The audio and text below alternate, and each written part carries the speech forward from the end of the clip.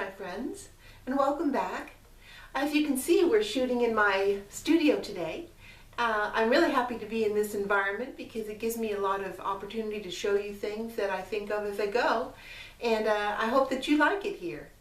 We're going to make our bracelets today, and I've shot pretty much all the detail because I've been asked for that over and over again. If it's something you already know or it gets too boring, just fast forward, but at least it's there for you if you want to see it. I'm shooting by myself now because the Foxman has gone on to greater opportunities and greener pastures, which he so deserves. So I want to let you know that I'm in a learning process, and as time goes by I hope to improve and get better and better at something that's brand new to me. So here we go, let's get started, let's make some bracelets.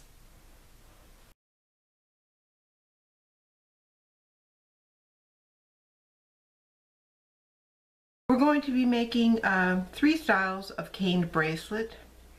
One is with slices applied to a background, with a ball stylus having been used in the negative space to give interest to it. And you'll see that it is textured on the inside. We'll be also making a simple caned bracelet with slices that we can roll out and combine to make pretty designs. It's quite a bit faster, and it's really great for bracelets that you want to make when you don't want them to have any texture to them on top. And then here's a more sculptural style. This is my signature style, which I call skaining, sculpting with cane, and I like it because it allows me to combine flat slices with pieces that I have raised up from the bottom by patting them with scrap or translucent. And it's a really fun way to use cane and a really fun way to give extra sculptural qualities to your bracelet. So we're going to do all three of those today, and we're going to start with our bracelet base. I've made two, but I saved this last one so that I could make it with you. And what I do on these is I like to texture them, and the reason I do is because over time your molds can get a little tacky, especially if your mold is a soda pop can. They can get a little denty, a little scratched, and the bracelet looks really pretty with texture on the inside, and it kind of is forgiving with regard to the condition of the mold. So, you know, that's just a little tip. This is a soda can filled with rice, uncooked rice, and a paper towel. I've used it many times. I'll be making some new ones soon to take its place, but it's certainly inexpensive enough, and that's what I like to use. So you've got your strip, and if you want to texturize it, be sure you texturize it before you put it on your can or your mold. Okay? It's a lot easier to do that way because sometimes the texturizing process or stamping process, you know, takes it a little bit out of shape, so may as well cut it afterwards, right? So on one of these I use this script stamp, which I really like a lot. I think it's kind of mysterious looking in that you don't know exactly what it says. I understand it does say something. I couldn't tell you what. On the other one I showed you, I used this stamp. This is by Sculpey. This one is too, by the way, from a kit. This is a Sculpey stamp I love and use so much. It's got a ton of different things you can do with it. You can see it's been loved half to death, but it's very durable. And then here's one I'll use now that comes in that same set with the one I just showed you. And it's got this honeycomb and some of these geometric shapes. It's kind of a bamboo kind of thing, the starburst. And I find it's really pretty to either use one at a time and keep repeating it, or just use them all. And so around the inside of the bracelet you have all different designs. So I'm going to do that today just to show you. I think I'm going to just use these two. So in doing that, I'm going to lay it down. I'm not using any release on this particular one because sometimes when you use release on bracelet bases, it causes them not to adhere as well to your mold or your can.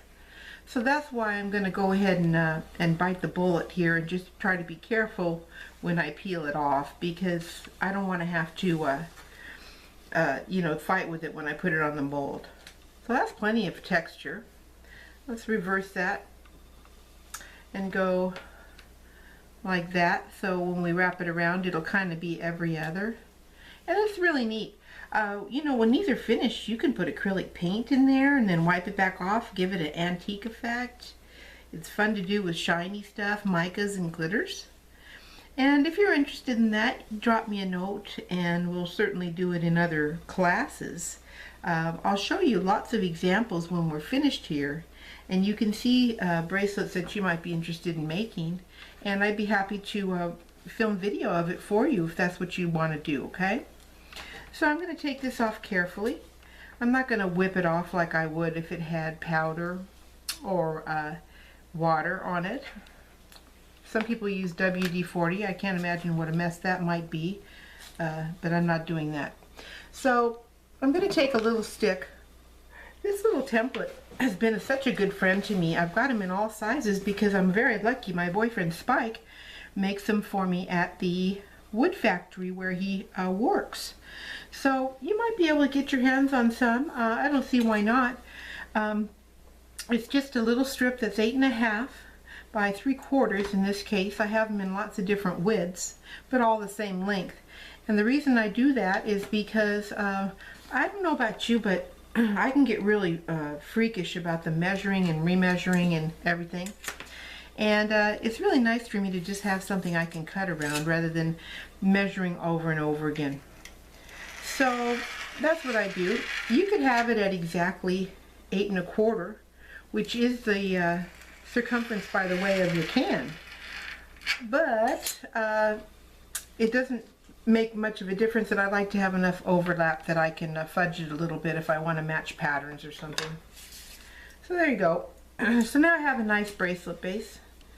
It doesn't have to be perfect. It's really just the inside of a bracelet. It's going to look good. So I'm going to take my can.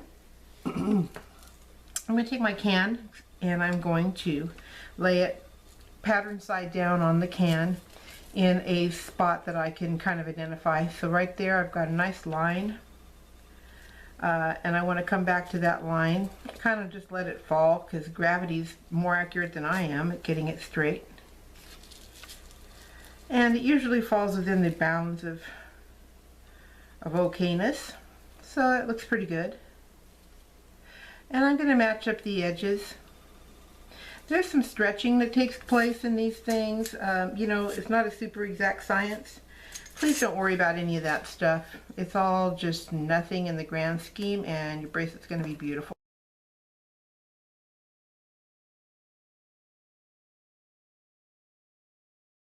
We're going to go forward with ones I've already made. Here's a textured purple base. And this one has a signature cane in it. I think you can probably see somehow. If you want to make signature canes, please message me in the comments area and we'll schedule that class. So here's a textured base. I'm going to set this aside for now. I've just made these so that I have them ready because we're going to be starting with a strip. So here we've got a nice strip of sparkly purple. It's really pretty. And what we're going to do with this is lay out cane on it in some manner.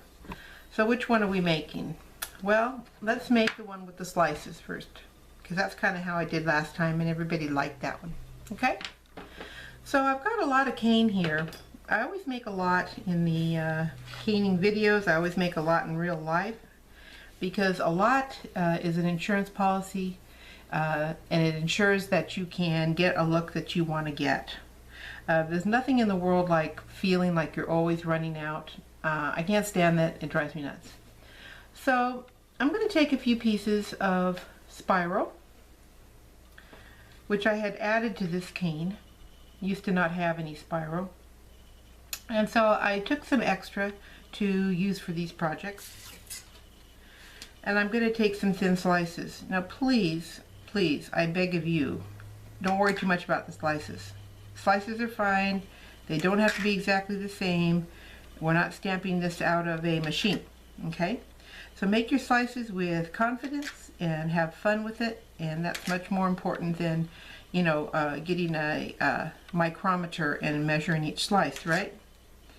So let's make a few slices. We did. And I'm going to place them around like I like. Okay, and this design part is just absolutely the most fun part. Did you want to match these swirls? Did you want to make them go opposite directions? You want them to all swirl the same way? You know, that's where all the fun, the relaxation is, and that's where the, you know, I hate to say it because I sound so like new agey, but you know, that's the Zen moments. That's when you're relaxing, you're not thinking about anything else, and you're just letting your mind create. I think that's got a lot of value. It has a lot to do with why I teach this. So here you go. You've got your nice little spirals, and they're spiraling along, and they're going on your bracelet. Okay, so I just made kind of a little thing there because I like it like that.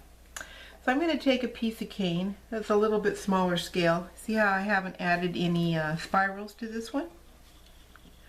I really like it though. And I'm going to create a little roundness on the edge. And I want that little tiny bit of an arc to kind of reflect that arc there. Believe me, these decisions are not based on a tremendous master's degree in art, as I'm sure you can tell, and they're not based on any rules or regulations, and that's what's nice. They're based on what I think is pretty and what I feel like doing, and boy is that ever fun. Now I'm going to leave a little negative space there because I'm going to make my texture in there, and the texture really adds a lot, and the negative space adds a lot to this project. So don't feel like you have to fill it all up with design unless that's what you want to do.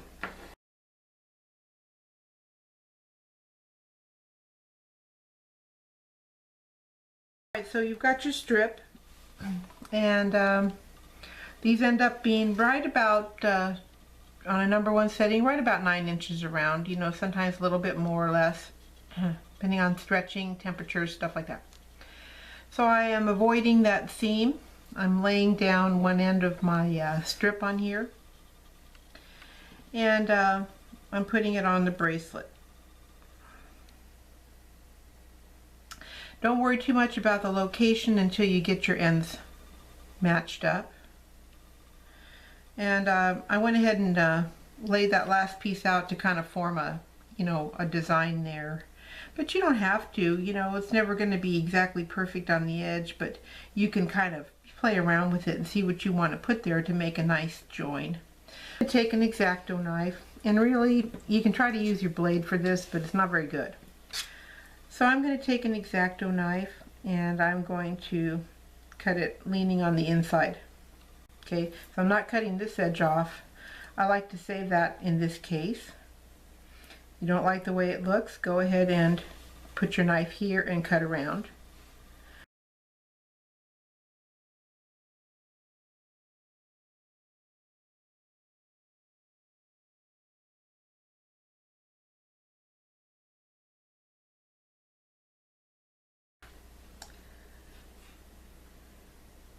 So your design choices start right here, and you're saying to yourself, do I want them to go all edge to edge? Would I rather take my my pieces and put them upside down and right side up? Well, because I made the other one that way, I'm going to make this one this way, okay? So I'm going to take my 9 slices and I'm going to line them up this way, okay? I'm going to take them and make sure that the sides are not quite touching but are really close, because when we roll over these things they can kind of squish through a little bit, so they don't need to touch. And I'm going to put them on here. So we'll take the rest of this cane and we're going to get 9 slices out of it.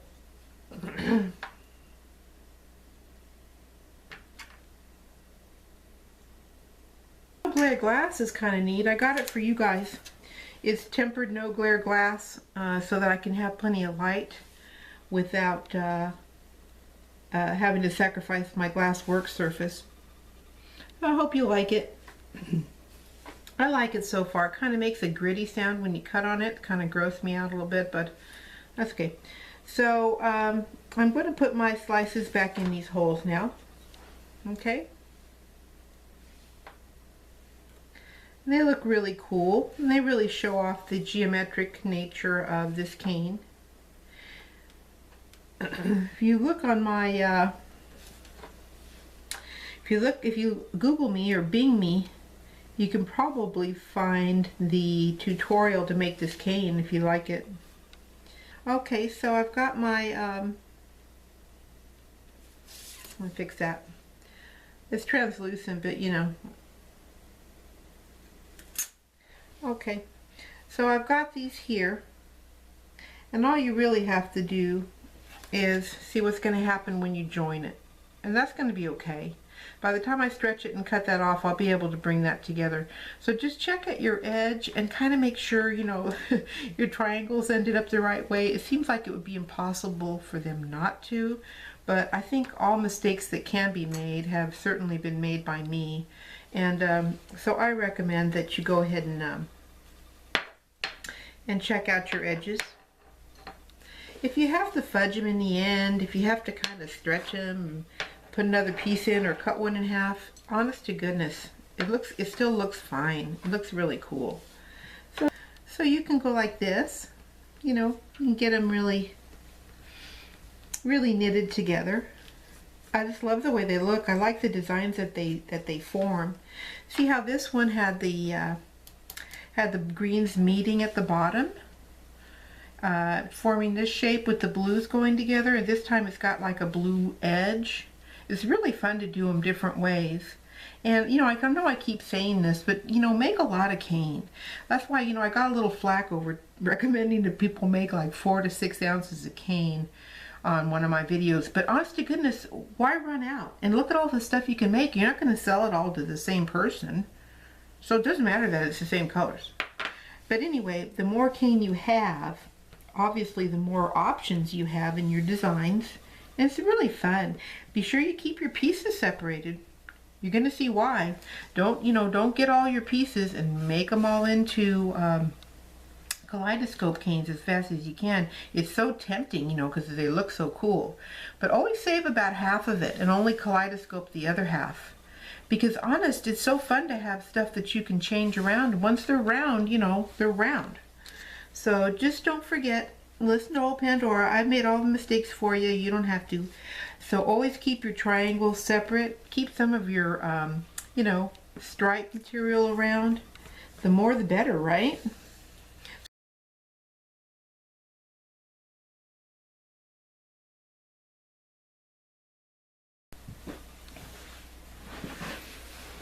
So the moment is here. It's the thing I like the most.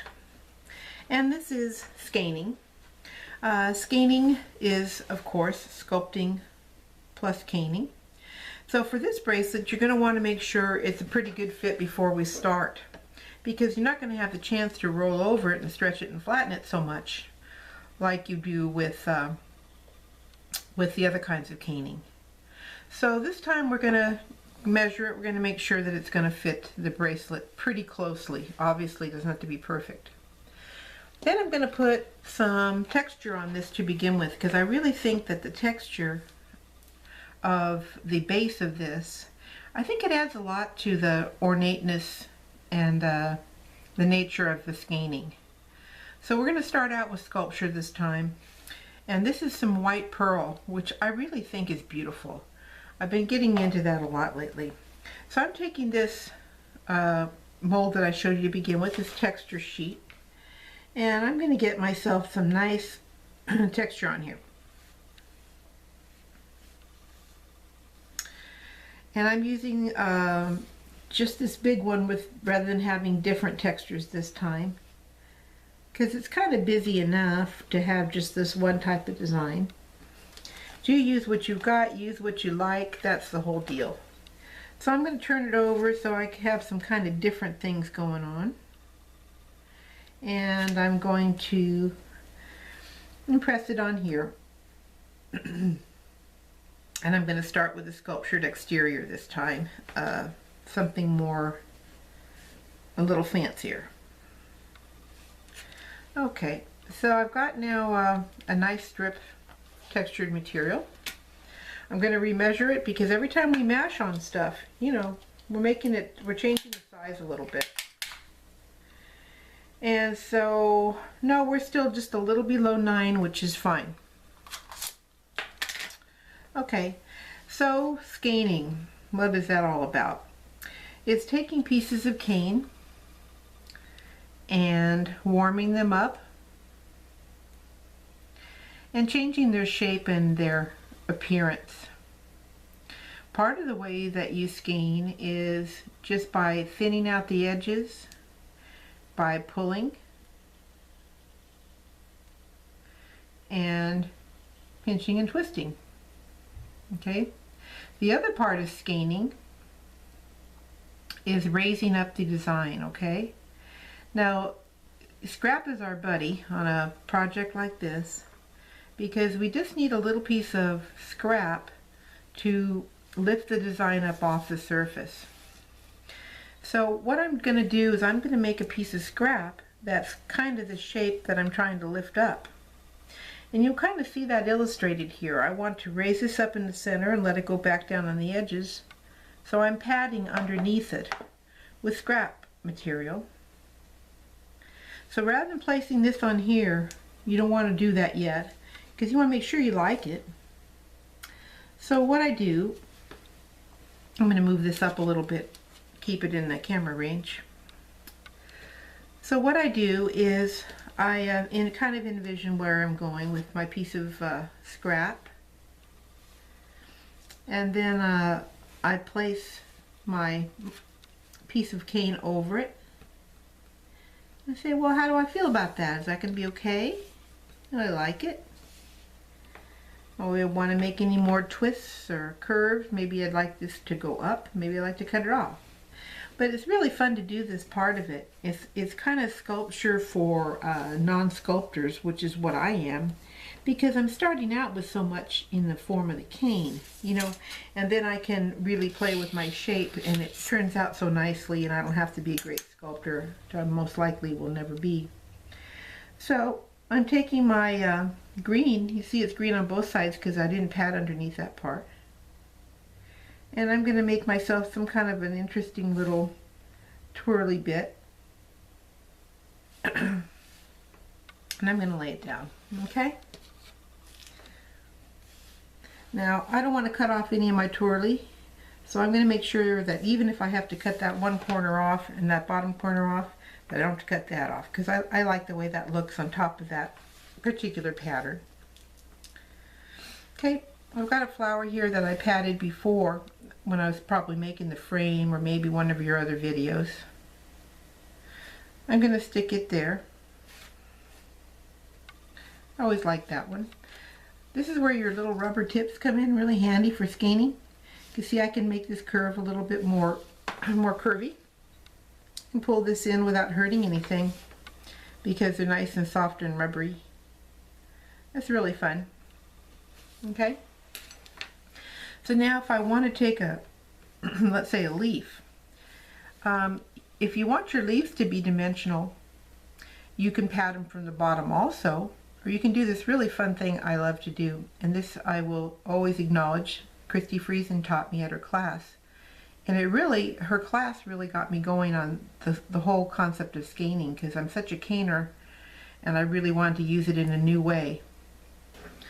So we're skaining away. We're adding parts and pieces at our own whim, make it look the way we want it to look. And we're feeling free to bend these pieces and twist them around and to pad them out from the bottom to give them a fullness and a three-dimensional quality. So it's kind of nice to know you got a place to put your all your leftover scrap. People feel so guilty about scrap, but you know, scrap's your buddy. I mean, I don't know what I'd do without all these extra pieces to put underneath things. And you know, scrap makes beautiful Natasha beads, and you know, there's always a place to use it, so don't feel too bad about scrap. So I'm going to be adding this fat little pod-like thing in there, and I'm not going to texture that into a leaf because I want to differentiate it from the other pieces. Okay, round ones, you can still do that. Here's a nice big round piece that I cut for you. This one we can make into as big a flower as we want. We can leave it like this, or we can add petals. So, you know, like we talked about before, we haven't got all of our canes, you know, kaleidoscoped yet, because that way we can do some of this stuff with them. So this one, I think I'd like to spread out. I'll take one of my ball styluses and I'll create a center in it. That's the easiest way to create a center. I tried lots of different ways. Some of them, you know, weren't so good. The cool thing about creating centers is you can put stones down in those little places. It's really cute. I had a lot of fun with that, and I'm going to show you in a minute lots of variations on this technique.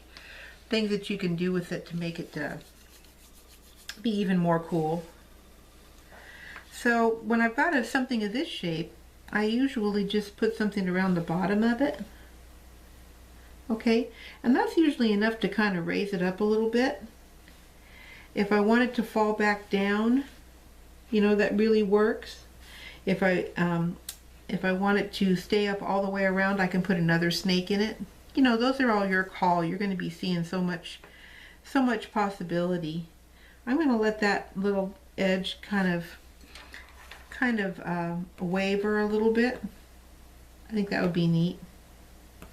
So it's down, but it's, you know, kind of spread out, kind of raised up in a couple spots. These are really sturdy when they're cured or baked, so don't worry too much about any of that. So I've created something with a divot in it, and that's really neat for putting your Swarovskis and stuff in there. Okay, so you're going along. Same thing with the vines like we always do. Sometimes if I don't want the vine to just jump out of no place, I'll stick it under here, put the flower back over it, and settle the flower petal sort of over it like that. Okay, this one's a little chubby. Put him on a diet. Okay, so you're taking your cane, you're warming it up, you're stretching it and changing its nature a little bit to make it a little bit more interesting, more artistic and sculptural. Be sure you settle everything down. Anything that's not touching on most areas is probably going to be a little more fragile, but as I said, these are sturdy when they're settled down. I haven't had any problems with any of them.